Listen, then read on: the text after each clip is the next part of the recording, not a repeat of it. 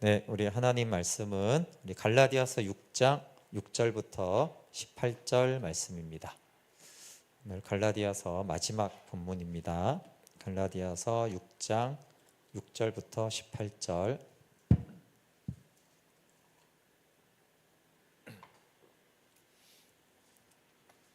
네, 한 절씩 교독하고 마지막 절 합독하겠습니다. 제가 6장 6절 먼저 봉독하겠습니다. 가르침을 받는 자는 말씀을 가르치는 자와 모든 좋은 것을 함께 하라.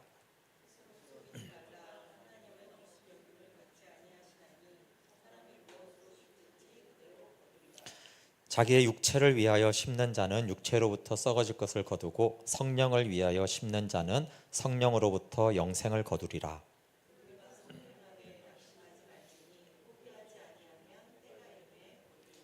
그러므로 우리는 기회 있는 대로 모든 이에게 착한 일을 하되 더욱 믿음의 가정들에게 할지니라. 무릇 육체의 모양을 내려 하는 자들이 억지로 너희에게 할례를 받게 함은 그들이 그리스도의 십자가로 말미암아 박해를 면하려 함뿐이라.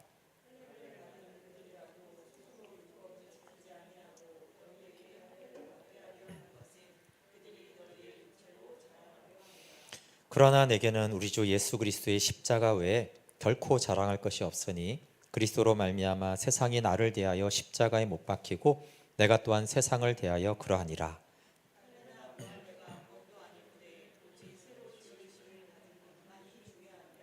무릇 이 규례를 행하는 자에게와 하나님의 이스라엘에게 평강과 궁율이 있을지어다.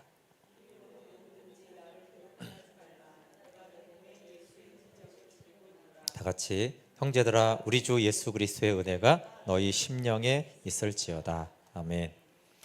네, 오늘 마지막 시간입니다. 15번째 심은 대로 거둔다. 네, 근데 오늘이 마지막이 아닌 건 다음 주에 갈라디아 전체를 잊어버리 먹잖아요, 그렇죠?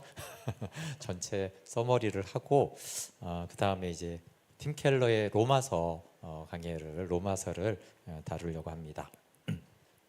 네, 이신칭의의 복음이 정말 우리에게 가장 큰 중요한 메시지 중에 하나는 하나님이 마치 예수님이 이루시고 다 산 그 삶을 예수 그리스도로 옷 입고 있는 우리가 해낸 것처럼 우리를 대해 준다라는 것입니다. 그것이 칭의입니다. 그리고 하나님이 우리를 사랑할 때 우리가 어떤 영적인 성공 때문에 그 사랑이 더 커지거나 실패 때문에 작아지지 않습니다. 그래서 육체와 함께 그 정욕과 탐심을 십자가에 못 박는다라는 것을 팀 켈러가 탐심이 골로새서 3장의 탐심이 곧 우상숭배거든요. 그렇죠. 그래서 탐심을 십자가에 못 박으라는 것을 그래서 우리의 우상들을 식별해서 해체하는 것이라고 했습니다. 복음이 굉장히 중요한 것은 복음이 되었나, 복음이 얼마나 생명이 되나를 우리가 내 스스로 파악할 수 있는 것이 복음을 통해서 내 자아상이 얼마나 복음이 말하는 신분과 자아상이 인식이 되나를 파악하면 된다고 해서 그렇죠. 그래서 복음은 반드시 자아상, 정체성, 신분을 만듭니다. 그러면 이제 그 신분에 의해서 우리의 삶과 생각과 가치관이 바뀌고 그 가치관과 세계관이 바뀌는 것에 따라서 우리의 삶이 바뀌어져 갑니다. 근데 복음의 자아상은 두 가지입니다. 하나는 죄인이고 하나는 하나님의 자녀예요. 그러니까 하나님의 자녀만 너무 강조하면 어떤 문제가 있어요? 굉장히 교만해지고요. 저 안 믿는 것들 이러면서 우월감을 가지게 돼요. 그래서 우리는 전적인 은혜로 구원받은 죄인이다. 그런데 그런 죄인을 우리가 칭의라고 그랬잖아요. 그렇죠? 내 힘으로 의롭게 된 게 아니니까 사실 여전히 죄인인 거예요. 근데 그런 은혜로 구원받은 죄인을 하나님이 은혜로 사랑받고 존귀한 하나님의 자녀가 되게 했다. 그래서 줄이면은 죄인과 자녀예요. 그렇죠? 이 두 가지 신분이 함께 있을 죄인이라는 것이 우리를 늘 겸손하게 하고 그래서 우리가 안 믿는 사람한테 우월감을 가지는 것은 아닙니다. 오히려 그 사람들보다 내가 더 죄인이지라고 하면 어찌 보면 우리는 더 겸손해야 되고 그러나 하나님이 나를 예수님처럼 사랑받는 자녀가 되게 했으니 또 자존감을 가지고 내가 얼마나 존귀한 존재인가라는 것으로 열등감을 가질 필요가 없습니다. 이 복음을 남에게도 전해야 되니까 그건 너무나 이제 많이 당연하게 중요한 것이고 자기 자신에게도 전해야 된다고 그랬어요. 그렇죠? 우리가 우월감이나 낙심이나 뭐 이렇게 있을 때 내가 나 자신에게 복음을 선포해야 됩니다. 그래서 내가 보잘것없고 그럴 때 너는 하나님 사랑받는 자녀야. 너의 노됨 때문이 아니야. 하나님의 은혜로 십자가에서 네가 존귀하게 된 거야. 그리고 이렇게 막 잘난 체하고 막 판단하고 이러면 어떻게 돼요? 너는 하나님의 은혜로만 구원받는 죄인이다. 이렇게 내가 나 자신에게 복음을 선포해야 되고, 그리고 이제 더 나아가 이웃에게 전해야 됩니다. 그리고 이제 자랑하지 말라니까 모든 자랑을 하지 않는 게 아니라고 그랬죠. 그렇죠? 남에게 자랑하는 것을 하지 말라고 그랬는데 내가 나에게는 자랑해야 된다고 그랬잖아요. 그렇죠? 그 자랑은 뭐예요? 야, 나는 하나님의 자녀가 된 네가 너무 좋다. 하나님이 너를 기뻐한다. 하나님을 믿고 오늘도 하나님을 찬양하는 내가 너무 좋다. 내가 너무 사랑스럽다. 뭐 좀 이게 해보면은 자기가 자기에게 말해도 좀 쑥스럽습니다. 그래서 그렇지만 오늘 찬양하고 예배하는 내가 사랑스럽다. 내가 너를 기뻐한다. 이 시간에 퍼지지 않고 하나님께 기도하고 내 기도만 하는 게 아니잖아요. 그렇죠? 중보 기도도 하고 또 하나님 나라 위해서 기도하는 네가 너무 기특하고 하나님이 너를 사랑하듯이 내가 너를 사랑한다. 이렇게 내가 나에게 자랑하는 것은 복음적이라고 그랬어요. 그럼 왜 자랑을 하냐면 그게 또 복음적 자아상을 만듭니다. 하나님을 사랑하는 내가 너무 기쁘다. 그렇게 할 때 복음적인 자아상 있잖아요. 그러니까 내가 하나님의 자녀입니다. 이렇게 해도 자아상이 생기지만 하나님이 나를 하나님을 예배하는 내가 너무 기쁘다라고 할 때도 그게 자녀상을 내가 만듭니다. 예배자 상을 내가 만들어요. 그래서 신분을 우리가 세우기 위해서 내가 나에게 자꾸 복음을 전해줘야 됩니다. 그래서 우리가 복음을 듣고 아멘 했는데 왜 내 신분상이 내 자아상이 왜 이렇게 전혀 세상적이지? 그러면 내가 나에게 자꾸 복음을 안 전해서 그래요. 물론 예배 때 제가 말하면 아멘 한 것으로 그때 받아들였지만 굉장히 사실을 생각해보면 말씀 듣는 시간이 제한적이잖아요. 그러니까 시시때때로 내가 나에게 자꾸 복음을 들려주고 나한테 선포를 해줘야지 복음에 의한 내 신분이 생기고 그래서 그게 내 가치관과 마음이 바뀌어서 되는데 내가 나에게 복음을 듣는 시간이 너무나 적으니까 복음은 믿는데 자아상과 신분과 정체감이 안 생기니까 내 삶 가운데 어려움이 많습니다. 네, 오늘 본문에는 이제 가르치는 자와 가르침을 받는 자에 대해서 나오는데 거짓 교사를 떠나라고 하니까 이게 교사 전체가 이제 나쁜 이미지가 생길 수가 있습니다. 그래서 6장 6절에 가르침을 받는 자는 말씀을 가르치는 자와 모든 좋은 것을 함께 하라고 했어요. 저는 이런 거 자주 느끼고 이거 많이 들을 수 있습니다, 여러분. 어떤 다른 교회에서 목회자에게 상처받은 사람들은요, 이게 투영이라고 그러는데 예전에 목사님을 투영해서 이제 새로 목사님을 보는 경우가 많아요. 그래서 뭐 재정이 다 만천하에 공개되고 다 설명을 했는데도 재정을 이상하게 쓰는 것 같아. 그래서 막 의심하고 이럽니다. 아니 파악하면 다 자료도 있고 다 보면 되는데 그렇게 하지는 않고 이상해. 왜 저런 걸 왜 교회 리모델링 하는데 헌금을 한다고 이상해. 막 이런 식으로 무조건 알아보지도 않고 그래요. 그리고 심하면 어때요? 쳐다보면 뭐라 그래요? 째려봤다고. 목사님 나 오늘 째려봤어. 이렇게 말하는 실제로 이런 게 종종 있습니다. 그러면 이제 그 전에 그러니까 거짓 교사들에 대해서 바울이 그들이 굉장히 위험하고 하나님을 떠나게 하는 자들이야. 그러면 어떻게 돼요? 너무 좋은 교사들도 저 사람들도 이상한 거 아니야? 저 사람들도 자기 자랑하려고 우리를 가르쳤던 거 아니야? 그럼 바울은 이런 식으로 이제 할 수가 있는 거예요.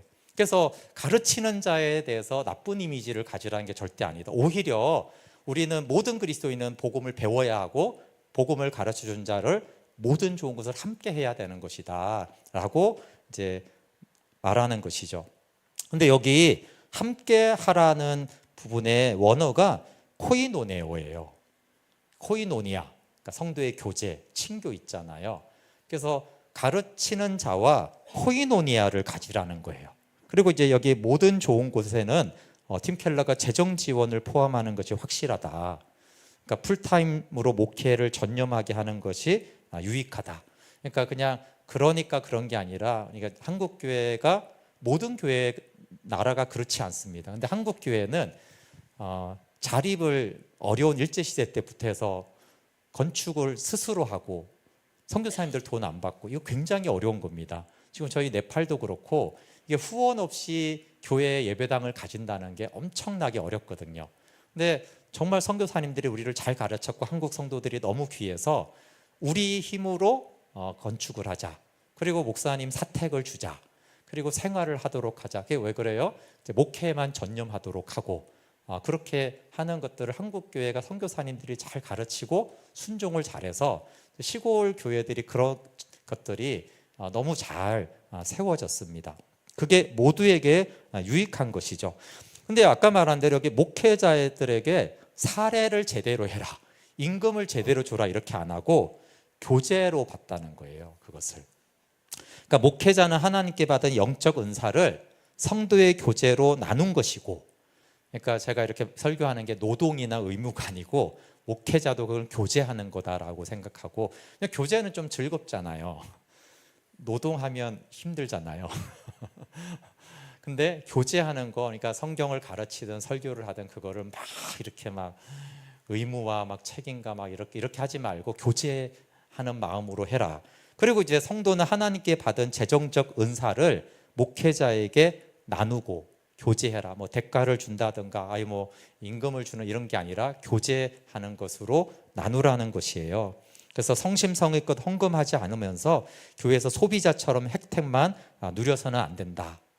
근데 저는 이 교제로 보는 사례비가 참 너무 귀한 것 같더라고요. 실제로 이제 그런 목회자 사례비를 어떻게 해야 돼, 이런 것도 교제라고 했을 때는 어느 정도의 동등함과 또 이미지가 굉장히 풍성하잖아요. 그렇죠? 그 음식이 많든 적든 교제한다고 했을 때는 어떤 풍성함과 기쁨과 어떤 그런 이미지가 또 느껴지지 않습니까? 또 교제라고 했을 때는 어떠한 좀 동등한 어떤 면이 이미지가 있잖아요. 그래서 바울이 이제 그렇게 말을 하는 거예요. 일단 사례비가 많든 적든 교제와 풍성함과 후한 마음과 기쁜 마음으로 나누는 것으로 주고받는 것이고, 그리고 어쨌든 뭐 물론 저희 교회든 다른 교회든 그런 형편으로 할 수는 없는데, 저는 그래서 어느 정도 목회자 사례비가 적당할까? 구약의 11지파가 11조를 내서 레위 지파를 묶였잖아요. 그래서 우리나라 가구 중위소득을 해가지고 하거나 이런 것도 괜찮겠다. 뭐 현실적으로는 어렵지만 교회가 크든 작든 대략 거기로 이런 식으로 하는 것도, 그러니까 교제로 이렇게 한다라는 것이 어떤 것들이 있는가가 물론 마음의 문제를 더 중요하게 다루지만 바울은 실제 문제를 다루거든요. 돈을 줘라 이건데, 그게 교제하는, 나누는, 잔치하는 그런 것으로 풍성하게 좋은 것을 함께 나누라 이렇게 했습니다. 그게 이제 사도행전 2장 4장의 예루살렘 교회에서 실제가 되었잖아요. 그렇죠? 그래서 사도행전 2장과 4장의 교회 가장 놀라운 거는요, 거기에 나오는 거의 대부분은 다른 교회와 교회 역사상 많이 있었어요. 근데 거의 유일하게 놀라운 것은 서로 물건을 통해서 가난한 자가 한 사람도 없었다라는 것이 역사상 거의 찾아보기 힘든 독특한 현상이었습니다. 그러니까 교제죠. 모든 좋은 것을 함께하는 그 교제가 가장 영광스럽게 되어졌던 것들이 사도행전 2장 4장의 예루살렘 교회인데, 다른 면은 뭐 말씀이 엄청났다, 뭐 은사가 엄청났다, 뭐 전도가 폭발적이었다, 이런 예들은 있지만, 이때 4장 34절에 그 중에 가난한 사람이 없으니 이는 밭과 집 있는 자를 팔아 그 판값의 값을 가져다가, 정말 아름다운, 하나님이 가장 기뻐하는 영광스러운 교회의 모습입니다. 심은 대로 거둔다고 하면서 6장 7절에 스스로 속이지 말라, 하나님은 업신여기지 을 받지 않는데 사람이 무엇인지 심든지 그대로 거둔다는 이 말씀은, 육체를 위해서 심고 영적인 것을 거두는 것은 스스로 속이는 거라는 거예요. 농사의 법칙이 무엇으로 심든지 그대로 거둔다는 도덕적 영적 분야에서도 철칙이라는 것이에요. 심는 대로 그대로 거둔다는 것은, 심은 대로 거둔다, 너무 잘 알죠. 팥 심은 데 팥 나고 콩 심은 데 콩 난다. 그것이랑 또 하나는 뭐냐면, 심는 대로 거둔다는 것은 심었으면 반드시 열매가 있다는 거예요. 그럼 우리는 이제 추수가 우리가 주 관심인데 추수를 결정하는 것은 추수가 아니라 파종이라는 거예요. 봄에 씨를 뿌리는 것이 추수를 결정하는 것이지 추수를 생각한다고 추수가 되는 건 아니에요. 그래서 거두는 게 중요하지만 주된 관심이 오히려 거두는 것보다 심는데 뭘 심었고 어떻게 심었는가, 많게 심었나 적게 심었나, 사실 여기에 더 관심을 가지라는 것입니다. 하나님을 업신여기는 자, 육체를 위하여 심는 자는 썩어질 것을 거둡니다. 우리 8절 같이 6장 8절 같이 읽어볼게요. 시작. 자기의 육체를 위하여 심는 자는 육체로부터 썩어질 것을 거두고 성령을 위하여 심는 자는 성령으로부터 영생을 거두리라. 육체를 위해 심었다가 파멸을 거두는 예는 우리의 삶에 너무 많아요. 뭐 농사만 그런 게 아니죠, 그렇죠? 네, 가공식품을 계속 많이 먹으면 혈액이 나빠져서 비만과 대사질환이 온다. 그렇죠?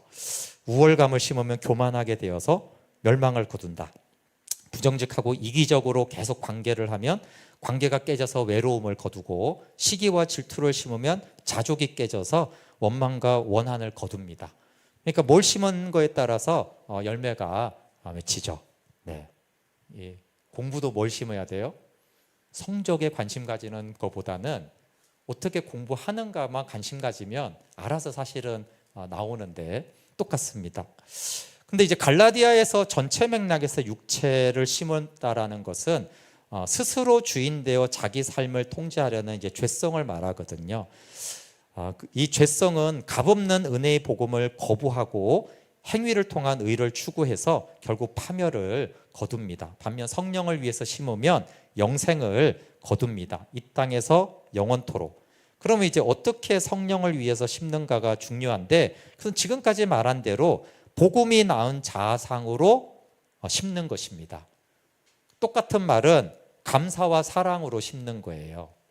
그러면 이제 복음이 낳은 자아상과 하나님의 자녀와 감사와 사랑은 같은 말의 다른 말 표현인데, 하나님의 사랑받는 자녀라는 걸 내가 받아들일 때 감사하고 사랑하게 돼요. 근데 그걸로 인해서 내가 진짜 감사하다, 사랑하게 되면 또 아까 그게 내 자아상을 만들잖아요, 그렇죠? 그리스도 안에 있는 내가 누구인지. 두 번째는 선을 행하되 낙심하지 말라고 했습니다. 우리 6장 9절 같이 읽어볼게요. 시작. 우리가 선을 행하되 낙심하지 말지니 포기하지 아니하면 때가 이름에 거두리라. 우리가 성령을 위하여 선한 것을 심었는데 여기서 제일 어려운 건 낙심되는 거예요. 그리고 때. 그럼 왜 낙심했는가? 여 문맥에 보면 열매가 안 맺히는 거예요. 심었는데. 근데 일반적으로도 저희가 처음 농사를 지으면 하원이와 승철 선생님 농사를 짓잖아요. 근데 이제 저는 농사를 안 지었기 때문에 처음 심으면 보통 어때요? 심었는데 안 나와. 한 주, 두 주, 석 주, 한 달 안 나와. 그럼 신찬 농부는 조급하잖아요. 왜 심었는데 열매가 안 나와, 싹도 안 나오고? 그러니까 당연히 심은 것과 싹과 열매는 시간이라는 게 있는데, 특히 땅 속에 있을 때는 아예 그냥 감지가 안 되잖아요. 그럴 때 낙심할 수 있다라는 거예요. 근데 우리가 옥수수나 상추는 좀 금방 나지만 아스파라거스나 아티초코라는 채소는요, 씨앗을 뿌리고 싹을 틔워 자라는데 6년이 걸린대요. 네. 그러니까 이제 심었으면 반드시 얘가 생명이 있으면 반드시 열리긴 하는데 시간이 있는데, 이게 노련하지 않고 믿음이 없으면 아무 변화도 없는 그때 낙심할 수가 있다라는 거예요. 근데 사실 이거는 많습니다. 선교사님들이 굉장히 어려운 지역에 사역할 때, 그쵸? 야, 이게 내가 5년 됐는데 한 명도 회심자가 없고, 10년 됐는데 여기는 박해만 있지, 막 도망만 다니지. 이게 진짜로 이게 열매가 없으면 낙심하게 되거든요. 그래서 성령을 위하여 심는데 가장 걸림돌 중에 하나가 열매가 왜 빨리 안 맺히는가라는 것이에요. 근데 생명 있는 씨를 심으면 결국 심은 것을 넘치게 거두게 된다라고 그래서 말을 하는 거고, 발화가 더디다고 해서 혹시 모르고 3주 됐는데 싹이 안 나오니까 낙심해서 물을 안 주면 어떻게 되겠어요? 아니면 잡초 제거를 안 해주고 이거 안 나는 것보다 잡초 제거를 그냥 안 해버리면, 심은 거는 똑같이 심었는데 심었으면 계속 가꿔줘야지 얘가 많은 열매를 낼 텐데, 언젠가 싹은 좀 나오고 조금의 열매를 맺히겠지만 그 수확이 많이 줄어들기 때문에 낙심하지 말고 포기하지 말아라. 때가 이르면 거둔다. 이것을 이제 성령을 위하여 심는 사람이 꼭 마음에 새겨야 되는 것입니다. 우리의 섬김도 플로잉도 중보기도도 마찬가지예요. 그렇죠? 제가 우리가 윤우라 선교사를 파송하고 개인 후원을 했잖아요. 제가 파악해 본 적은 없습니다. 근데 씨앗을 뿌리고 복음을 전하는 하는데 지속적으로 가꾸고 이제 후원하는 거, 기도도 마찬가지고, 사실 또 자녀들을 위한 기도도 마찬가지잖아요. 3년이나 기도했는데 저것이 이렇게 이제 때가 이를 때까지 우리가 낙심하지 않아야 되는데 우리가 많이 낙심하는 경우가 있어요. 그래서 성령을 위하여 심었으면 계속 때가 이를 때까지 믿음으로 가꿔줘라 라고 하는 것이 이제 성령을 위해서 심는 것에 중요하고, 여기 심어야 될 한 예들, 씨앗들을 말을 하는데 10절은 그 한 예입니다. 같이 읽어볼게요. 시작. 그러므로 우리는 기회 있는 대로 모든 이에게 착한 일을 하되 더욱 믿음의 가정들에게 할지니라. 여기 기회 있는 대로라는 건 무슨 뜻이냐면 부담과 의무와 무거운 짐으로는 하지 말라는 거예요. 온 사람을 다 돕고 싶어. 이제 막 그렇게 하지 말라는 거예요. 기회 있는 대로는 뭐예요? 내가 할 수 있는 만큼. 그러나 또 할 수 있는데 안 하는 것도 아닌 거예요. 그렇죠? 너무 막 무거운 짐으로 막 해야 되는데 나는 왜 못 도울까? 그러지도 말고, 그러나 내가 내가 은사나 재정이나 어떤 시간이 있는데, 기회가 있는데 내 앞에 그걸 도울 수 있는데 아이 귀찮아, 이렇게도 하지 말라는 거예요. 그래서 기회 있는 대로 모든 이에게 내가 착한 일을 해야 되는데 더욱 믿음의 가정들에게 하라고 했잖아요. 그렇죠? 그래서 모든 착한 일이지만 오늘 본문에서는 가르치는 자를 재정적으로 교제해라. 그리고 특히 다 사랑해야 되지만 특히 믿음의 이렇게 식구들 교제하는 믿음의 공동체 안에 사람들을 도우라, 이렇게 말하고 있어요. 아까 말한 대로 믿음의 가정들을 향한 착한 일이 예루살렘 교회에 가득했고, 그러니까 그럼 우리끼리끼리였냐? 아니죠. 주께서 구원받는 자를 날마다 구하는 거예요. 그렇죠? 그런 교회가 새 가족이 오면 엄청 돌본다는 거예요. 또 복음을 전할 수 있는 교회죠. 하나님이 보냈는데 막 상처만 줘. 하나님 근데 안 보내고 싶잖아요. 그렇죠? 그러니까 서로 사랑할 줄 아니까 하나님이 계속 영혼들을 보내서 거듭나게 하시고 구원받게 하시고, 그 교회들이 흩어져서 사마리아와 계속 교회들을 전도하고 세운 거잖아요. 그렇죠?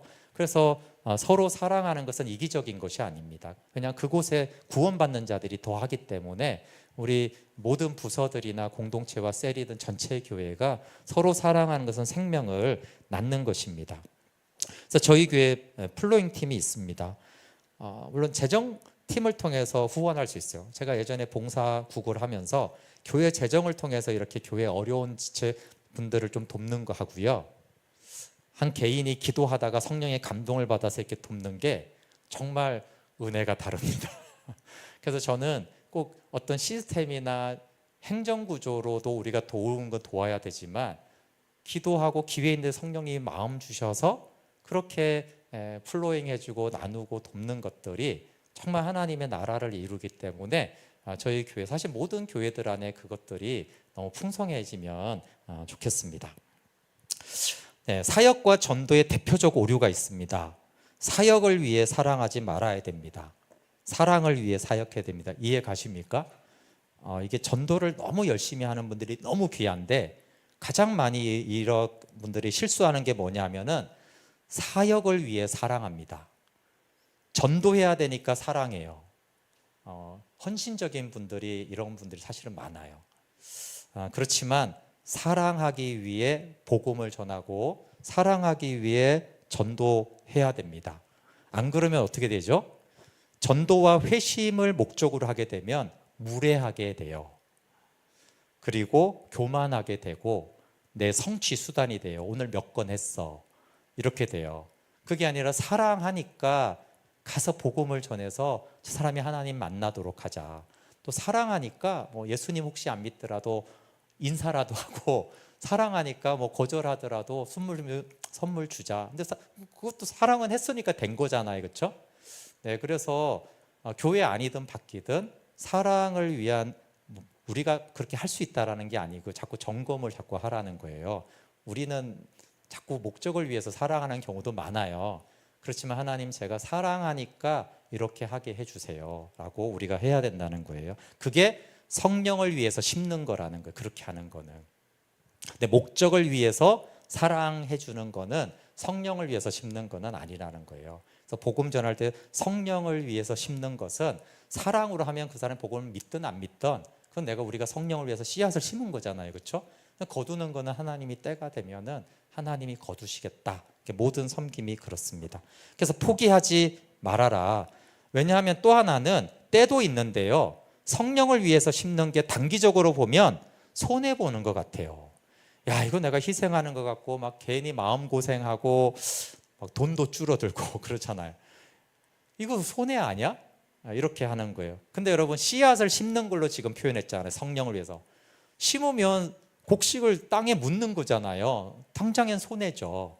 근데 농부는 왜 심습니까? 손해를? 거두는 거는 확실히 심는 것보다 많은 게 너무나 확실하기 때문에 손해보는 심는 걸 하는 거예요. 그래서 우리가 성령을 위해서 심는 거는 그 순간 보면 손해 같아요. 내가 왜 이런 욕을 먹어야 돼? 내가 왜 내 돈을 이렇게 써야 돼? 내가 왜 이렇게 괜히 해야 돼? 손해 맞죠? 근데 수확물이 거둘 때는 안 심은 사람보다 너무나 감사한 것이죠. 적어도 성경에 30배, 60배, 100배로 거둔다라고 했잖아요. 그래서 그런 시각을 가져야 된다. 그리고 섬김의 수확물은 사실 우리가 너무 많이 볼 수 있어요. 어떤 사람이 예수님 믿기도 하고 그 삶이 변화되기도 하고 맨날 섬김을 받던 사람이 어느 날 섬기는 것도 있고, 또 우리도 하나님 나라와 의를 먼저 구했더니 야, 하나님 내가 필요한 그 모든 걸 정말 더해 주시는구나. 그리고 내가 그런 사람들 섬기면서 내 안에 목자의 마음도 알게 되고 예수님의 마음을 알게 되고 내가 성숙하게 되어집니다. 이것이 이제 겉의 성과가 아니라 내면의 성과예요. 눈에 보이는 성과가 아니라 사실은 우리가 성령을 위해 심었을 때 하나님은 내 안에 속사람을 자라게 하는, 내 내면을 연단하고 훈련하는 것도 열매거든요. 그래서 내 삶을 변화시켜서 성령의 열매를 맺게 하는 거잖아요. 정말 교회에서 섬겨봐야 인내심이 키워집니다. 그렇지 않습니까? 셀장이든 목회자든 하면은 정말 인내해야 됩니다. 전도도 마찬가지예요. 인내해야 돼요. 근데 사실은 그게 고생 같은데 내 성령의 열매를 맺는 거죠. 인내심과 자족감이 커져서 어느 날 역경이 왔는데 내가 이전보다 하나님을 더 신뢰하고 있구나, 이렇게 하는 거예요. 근데 내적 수확도 없으면 어떻게 해야 됩니까? 믿어야 됩니다. 성령을 위해서 심었으면 반드시 성령님이 열매를 영생을 거두게 하셨다고 했다. 그게 사실은 순교자들의 믿음이에요. 순교자들은 외적인 내적인 열매를 확인할 수 없잖아요. 너무 어리석게 고난받으며 죽어요. 근데 어떤 믿음이 있어요? 내가 내적 외적 어떤 감각으로도 이해력으로도 이게 도대체 어떤 열매를 맺을지 나는 모르지만 하나님은 반드시 성령을 위해서 내가 심었기 때문에 하나님은 열매를 맺으신다라는 믿음이잖아요. 그래서 마지막으로 내적 외적으로 아무리 찾아봐도 없어. 심었는데 없어. 6년 지났는데 그러나 믿음이죠. 성령님은 결코 속이지 않기 때문에 열매를 맺게 합니다. 진정한 기독교의 관건은 껍데기가 아니고 알맹이고 내면의 변화, 성령의 열매입니다. 그런데 6장 12절에 보면 거짓 교사들은 육체의 모양을 내려 했어요. 그래서 억지로 환례를 받게 했고 그리스도의 십자가로 말미암아 박해를 면하려 했습니다. 그럼 계속 은혜의 복음을 우리가 기억할 때 은혜의 복음은 달콤한 소리다, 이렇게 말씀하시면 안 돼요. 인간 본성에 걸림돌이 된다고 그랬죠. 그렇죠? 그래서 인간이 너무 연약하고 죄인이라서 구원에 하나님 일하심에 조금도 보탬이 안 된다는 말은 하나님 노릇하고 싶은 인간의 본성에 거슬리는 거예요. 그 실제로 진보적 사고는 복음을 통해서만 구원받는 복음을 굉장히 배타적이라고 마음에 안 들어 하고요. 또 보수적이고 노력하는 사람들은 착한 사람도 십자가 없으면 악한 자와 같이 똑같이 불가능해. 굉장히 싫어해요. 내가 저런 놈이랑 똑같다고? 그래, 십자가 안에서는 똑같은 죄인이야. 내가 얼마나 노력했는데. 아니, 똑같은, 이거 되게 싫어합니다. 그래서 은혜라는 것은 달콤한 소리가 아니라 인간의 본성하고 거슬려. 즉 뭐예요? 인간의 본성은 자력 구원을 하고 싶어 하는데 그거하고 계속 부딪힙니다. 그래서 오히려 세상과 심지어 교회 안에 또 가장 듣기 좋은 거는 뭐냐면요, 복음과 행위를 섞는 거예요. 그래서 여러분도 잘하고 하나님의 은혜도 있으니까 이게 합작해갖고 하여튼 우리는 잘 될 거고 구원받을 거다. 이걸 제일 좋아해요. 근데 복음의 걸림돌이 넘어가면 달콤한 사랑의 메시지가 되지만 사실은 복음은 걸림돌이 돼요. 그래서 은혜의 복음이 너무 좋기만 하면 제가 잘못 전하든지 잘못 듣고 있는 거예요. 우리의 본성하고 거슬려요. 근데 거슬리는데 그걸 십자가로 처리가 되면 그게 너무 감사한 은혜의 복음이 되는 것입니다. 그래서 계속 여러 번 말해요. 십자가로 인한 박해를 면하려고 그들은 그런다. 근데 나는 계속 십자가의 복음을 전하니까 내가 계속 박해를 받고 있고 반대에 내가 부딪히고 계속 이렇게 나를 괴롭히는 사람들이 있다라고 말합니다. 그래서 우리가 은혜의 복음을 듣기 좋은 말을 해주는 것으로 오해하면 안 된다라는 거예요. 네. 유대주의가 율법주의를 가르친 배후에는 인정과 자기 자랑이 있습니다. 그래서 6장 13절의 마지막에 그들이 너희의 육체로 자랑하려 한다. 그러니까 자꾸 자랑하려니까 어디에 포커싱이 돼요? 육체로 자랑하려니까 행위로 자꾸 갈 수밖에 없죠. 육체를 자랑하려면 어떤 행위를 잘해야지. 저거 봐라 저거 그러면서 이렇게 자랑할 수 있잖아요. 그래서 무엇을 자랑하는가가 우리 신앙의 온도계고 하나님과의 바른 관계의 척도가 됩니다. 육체의 것을 자랑할 거냐 십자가를 자랑할 거냐라고 말을 해요. 그래서 14절 한번 같이 읽어보겠습니다. 시작. 그러나 내게는 우리 주 예수 그리스도의 십자가 외에 결코 자랑할 것이 없으니 그리스도로 말미암아 세상이 나를 대하여 십자가에 못 박히고 내가 또한 세상을 대하여 그러하니라. 네, 복음을 제대로 알면 오직 십자가밖에 자랑할 것이 없고 이 짧은 한 절이 복음을 한 문장으로 압축한 거예요. 정체성과 자아상의 기초가 아까 정체성, 복음이 낳는 자아상이 어떻게 세워진다고 그랬어요? 어떻게 세워지냐 하면은 나에게 존엄성과 자존감을 부여하는 것이 내 정체성을 만듭니다. 그리고 우리는 그걸 자랑하게 돼 있어요. 종교는 우리 자신을 자랑하게 하고 복음은 십자가를 자랑합니다. 우리도 자랑은 하죠. 그러나 우리가 죄인인 걸 알기 때문에 우리는 겸손하게 자랑합니다. 그래서 십자가 사랑과 은혜가 우리 가운데 존귀함과 자존감을 직접적으로 말하면 존귀하다는 건 뭐예요? 십자가 사랑은 내가 예수님 짤이야. 그렇죠? 얼마나 내가 가치가 있어요. 그렇죠? 그 나는 사랑받는 자녀야. 그 자존감이 회복되잖아요. 그렇죠? 쓰레기가 아니야. 난 예수님 짤이니까 얼마나 비싸요. 존귀하잖아요. 그러니까 그 존귀함과 그 자존감, 나는 예수님 짤이고 하나님의 사랑받는 자녀라는 것을 십자가의 은혜가 줍니다. 그러면 아까 말한 그런 우리의 자아상이 생깁니다. 그러면 이 사람은 그 십자가를 자랑해요. 나를 예수님 짤이가 되게 한 그 십자가를 자랑하고 이렇게 연약한데 여전히 사랑받게 하는 그 십자가 복음을 자랑하게 되는 거예요. 그래서 나는 십자가를 자랑한다라고 하는 것이에요. 근데 그리스도만 자랑하면, 다르게 말하면 그리스도만 내 기쁨이 되면 그 다음에 나오는 게 뭐냐면 세상이 나를 대하여 죽는 삶을 살게 된다는 거예요. 이제 삶의 문제죠. 즉 세상은 우리에 대한 권리, 우리를 지배할 힘을 잃게 됩니다. 여기 세상이 죽었다라고 말하지 않고요. 세상이 나를 대하여 죽었다 그래요. 이 말은 세상이 없어졌다 이게 말이 아니고 세상이 나를 대하는 관계를 정의하는 거예요. 관계적으로 죽었다라는 거예요. 실제로 물체가 죽었다라는 게 아니라 그럼 관계에 대해서 죽었다는 건 뭐냐면 세상이 나를 지배하지 못하게 됐다는 것을 말합니다. 세상이 나를 지배할 어떤 힘이 있었는데 그 힘이 없어진 거예요. 그럼 어떤 것이 나를 지배하죠? 세상에서 저 세상에 내가 반드시 필요한 게 저 세상에 있어 그러면 그 세상이 나를 지배해요. 반드시 나는 저 돈이 필요해 그러면 그 세상에 있는 돈이 나를 지배하고요. 반드시 나는 저기서 명예를 얻어야 돼. 그게 세상에 있어요. 그럼 그 명예가 나를 지배할 힘을 가지게 되는 거예요. 근데 내가 예수님만 자랑하고 십자가만으로 내가 기뻐요. 그러면 이 세상 것이 나를 지배하지 못해. 그걸 이제 세상이 나를 대할 때 죽었다라는 거예요. 나에게 영향을 미칠 힘과 권세가 사라졌다라는 것입니다. 이것은 세상과 분리되고 무관하게 산속에 들어가 살라는 것이 아닙니다. 여러분 이 세상과 내가 분리돼서 저 산속에 들어가 살아야지만 되겠어. 그거는 세상이 막강한 힘을 행사하고 있는 거죠. 얼마나 막강한 힘을 돈이 행사하고 있으면 돈을 도망가야겠어요. 산골에 들어가서 자급자족을 해야 되는 거는 엄청난 힘을 나한테 행사하고 있는 거예요. 그러니까 당연히 세상과 분리되라는 것이 아니죠. 아까 말한 세상에 내가 추구하거나 뺏기거나 두려워하지 않으면 어떻게 돼요? 도리어 이제 세상을 즐기게 됩니다. 돈이 나를 지배하지 못하게 되면 우리는 돈을 마음대로 사용할 수 있어요. 내가 원하는 대로 사용할 수 있고, 우리가 성공에 지배받지 않으면 우리는 성공을 누릴 수 있습니다. 그러니까 오히려 세상을 이제 마음껏 누리는 자가 된, 그게 내가 볼 때 세상이 죽었어요. 이미 두려워할 게 하나도 없어. 그럼 내가 저 세상에서 가서 세상을 누리면 되겠네.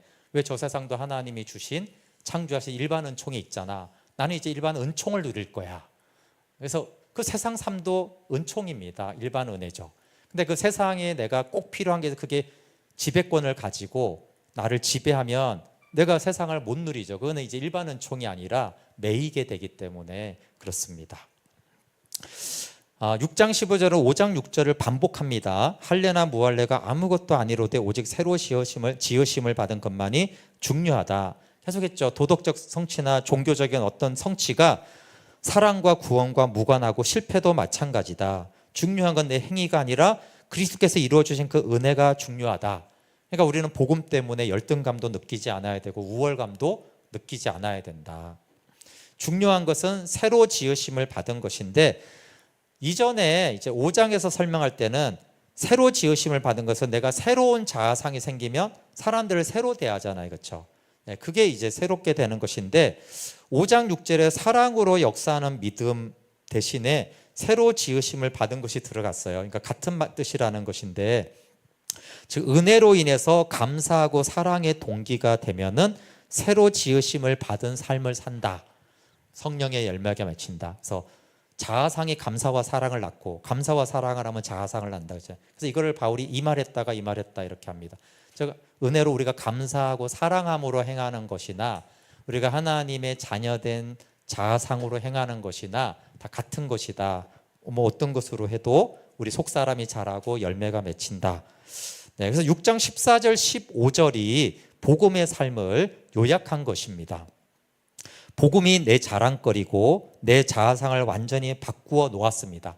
그래서 이제는 세상에 꼭 필요하지 않기 때문에 오히려 나는 세상이 나를 지배하지 못하게 됐기 때문에 나는 이제 세상을 마음껏 누릴 수 있게 됐습니다. 누구에게나 우월감이나 열등감을 느끼지 않고 이제 새롭게 변화된 존재로 나는 되어가고 있습니다. 이게 이제 14절 15절 복음의 삶의 전체를 요약한 것과 같습니다. 이제 마지막으로 끝내면서 은혜를 말합니다. 우리 1장 3절 같이 읽어볼게요. 시작. 마지막 6장 18절 읽어볼게요. 시작. 형제들아 우리 주 예수 그리스도의 은혜가 너희 심령에 있을지어다. 네, 아멘. 마지막 절에 주 예수 그리스도의 은혜가 너희 영에 있을지어다 이런 말인데, 시작을 할 때 어떻게 시작하냐면 1장 3절에 우리 하나님 아버지와 주 예수 그리스도로부터 은혜와 평강이 있을지어다. 근데 이 서신을 시작과 마지막에 은혜를 말하는 것은 그냥 구색을 맞춘 것이 아니고요.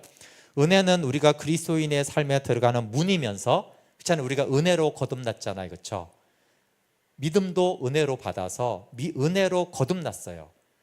그럼 문을 들어가면 이제 길이 있단 말이에요. 걸어가야 되잖아요. 길이란 삶을. 그럼 그 길이 은혜라는 거예요.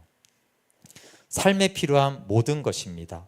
그러니까 우리가 은혜로 거듭났는데 실제로 우리가 가장 어려운 것은 이미 거듭난 사람에게는 새 생명의 그 거듭남의 은혜를 지속하는 거.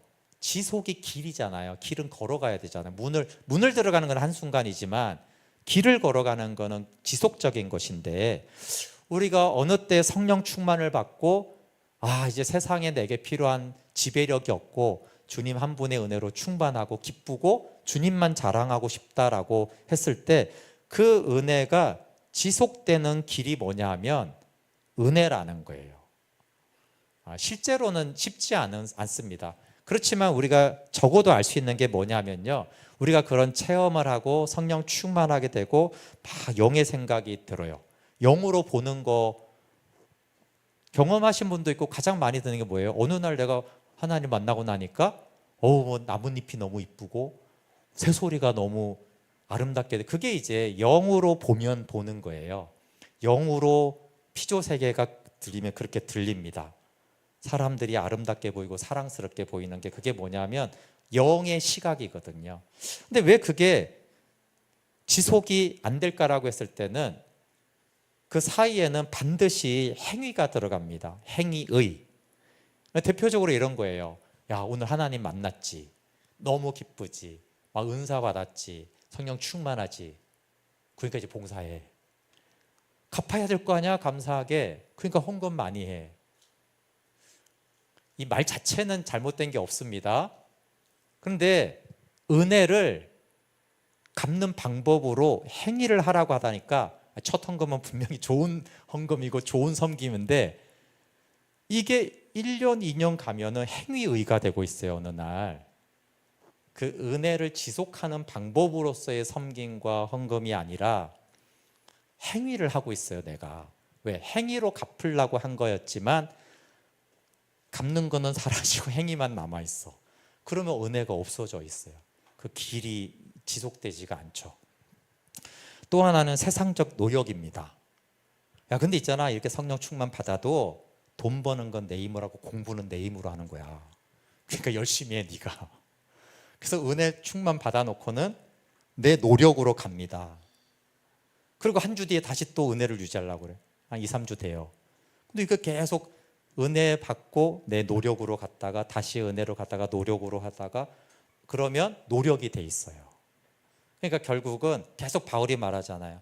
은혜로 시작돼서 은혜로 그 길을 가서 은혜 안에 거한 영생에 들어가는 것이어야 되는데 갈라디아서 계속 다루듯이 이게 쉽지 않아요.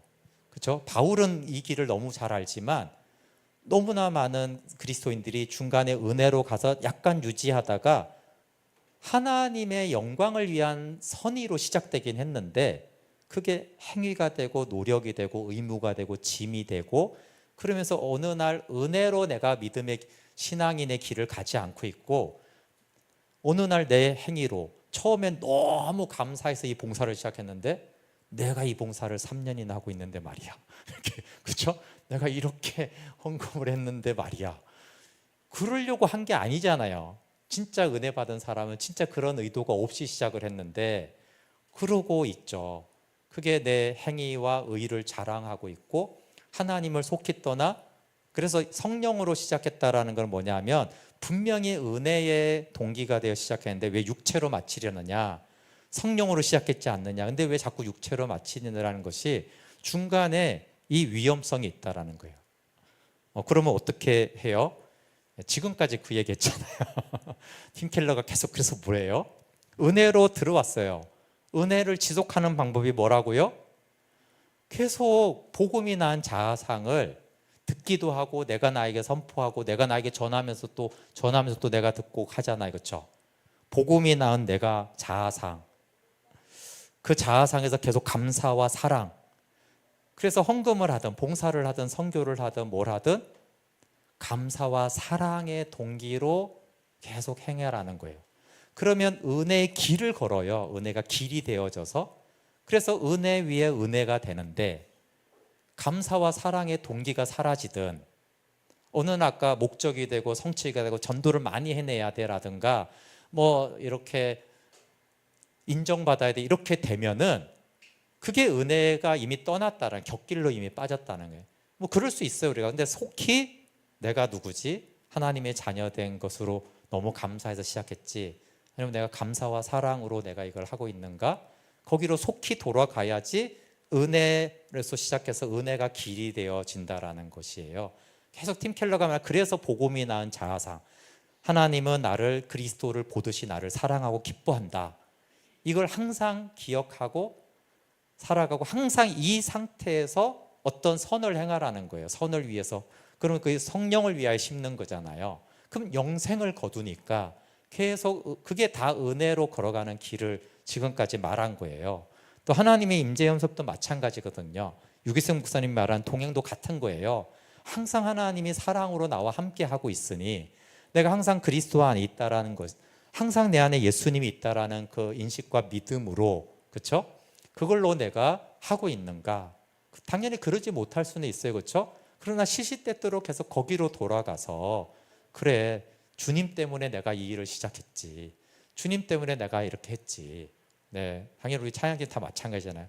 우리 혼입생 얼마나 신실해. 지금 몇 년 동안 빼박이로 뚝박이로. 근데 진짜 뭐 이렇게 습관적으로 몇 년을 하다 보면 하나님 감사하고 정말 찬양하고 자랑하고 싶어서 했는데 어느 날 그러지 않을 수도 있잖아요. 혼입생이 그런다는 게 아닙니다. 아, 진짜 하나님 얼마나 감사해. 그러니까 그거를 매주 하면 매주 계속 다시 리마인드 하는 거예요. 내가 일을 왜 하고 있지? 차 타고 오면서 운전하면서 그렇지, 주님의 은혜 내가 감사해서 일을 시작했어. 사랑하고 감사해서 하는 거야. 네, 모든 봉사와 선을 행하는 거죠. 우리가 직장과 학교에서 행하는 그 선을 행하는, 내가 왜 이걸 이 친구를 내가 도왔지? 내가 왜 이걸 계속 양복하고 있지? 그거 잊어버리면 내 의가 되잖아요. 실제로 그래서 신경질 나고, 아, 내가 하나님의 그 은혜를 내가 사랑해서 감사해서 내가, 그게 여러분 로렌스 형제 그 하나님의 임재 연습을 읽어보세요. 계속 그거예요. 그분이 후라이 뒤집고 너무 감사하고 기뻐하고 막 지푸라기 죽고 막 너무 기뻐하고 나는 엎드려 경배하고 싶다. 이게 뭐냐 하면은 하나님이 준 이 은혜의 자상이 너무 감사해서 지금 요리를 하고 있는 거예요. 이 음식해서 다른 수도사들 먹여야지. 그렇죠? 요리하는 동기가 이걸 24시간 안 잃어버리고요. 은혜에 의해서 내가 지금 이 요리를 하고 있어라는 거를 엄청 바쁜 시간에도 안 잊어버리는 거예요. 사랑함으로 막 이것 설거지하고 후라이 뒤집고 막 이걸 하면서 치우고 정리하면서 감사함으로 이걸 했다. 그게 이제 하나님의 임재 연습이라는 거. 24시간 그 상태로 살아가는 것이 가능하다. 그게 이제 은혜로 시작해서 은혜로 그 길을 걸어가다가 은혜 안에서 하나님 품에 안긴 그 로렌스 형제의 삶이거든요. 그래서 오히려 이 팀켈러 목사님이 이렇게 말한 것을 가지고 다른 내용 같지만 그 로렌스 형제의 임재 연습을 일기들을 읽어보면요, 아, 로렌스 형 계속 이 상태에서 살아갔구나. 이 상태에서 예배도 드리고 이 상태에서 막 힘든 일도 하고 이 상태에서 뭐 포도주사 그분이 이제 전쟁 때 다리를 그 장애가 생겼어요, 중간에. 그러니까 어디 먼 길 가서 성격도 내성적이라 막 거래하고 협상을 되게 자기가 어려워하는 일이에요. 근데 그 일을 할 때도 항상 이 상태인 거예요. 근데 나는 내가 장애가 생겼고 걸어가야 되고 옮겨야 되고 나 협상하는 거 진짜 못하는데, 그렇지만 나는 하나님 사랑 그리스도 안에서 자고 내가 이걸 감사함으로 싫어하고 원망하면서 하지 않고 감사하고 사랑으로 가서 이제 그렇게 한 거예요. 그렇게 했는데 하나님이 그 모든 일을 순종하게 하시고 기쁨 가운데 그 일들을 하게 해주셨다. 예, 그러니까 좋은 일이든 싫은 일이든 바쁠 때나 한가할 때나 사실 팀 켈러가 말한 이 자아상이 항상 했다라는 것이거든요. 예, 그래서 이제 우리가 은혜로 문에 들어와서 은혜로 살아가서 하는 것이다. 예, 이것이 갈라디아 마지막이고